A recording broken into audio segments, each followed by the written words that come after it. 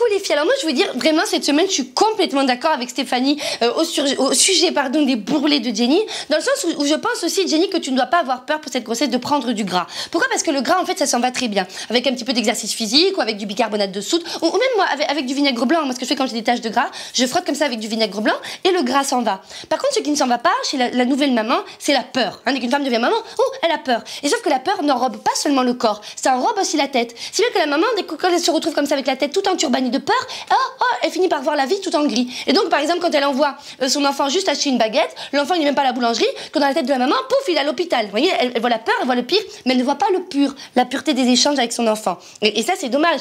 Mais c'est bien que, comme elle n'arrive pas finalement à contrôler sa propre peur, elle essaie de contrôler l'enfant. C'est-à-dire qu'au lieu de verbaliser, de dire « Oh, j'ai peur que tu aies faim », on va dire « Finis ta daube », ou « J'ai peur que tu aies soif », on va dire « Finis ton bib », ou « J'ai peur que tu aies mal », on va dire « Enlève ta tête du four ». Et ça, c'est un problème, dans le sens où si on se met à écouter comme ça toutes les sirènes de la peur, on se retrouve que pour le bien de notre enfant, l'enfant on le prend, on le met dans une boîte, la boîte on la met dans un sac, le sac on le met dans un coffre, et le coffre on le coule dans du béton, et après on met le tout dans un bunker. Alors oui, l'enfant il va être bien protégé, mais il va être surtout très enfermé. Et moi je pense qu'au lieu de penser on l'enferme l'enfant, il faut penser on l'enferme la peur. Ouais, l'enferme la peur. Chut, tais-toi la peur.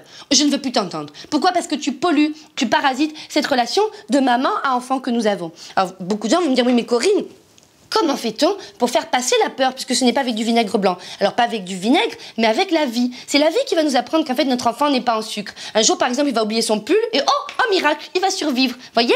Après attention, ça n'empêche pas la prudence. Faut lâcher du lest, mais pas non plus complètement. On va commencer à remplacer le mets pas tes deux doigts dans la prise par oh mais un seul doigt puis tu mettras l'autre la semaine prochaine. Non. Il faut la prudence, mais pas la peur, parce que c'est la peur qui est le pire.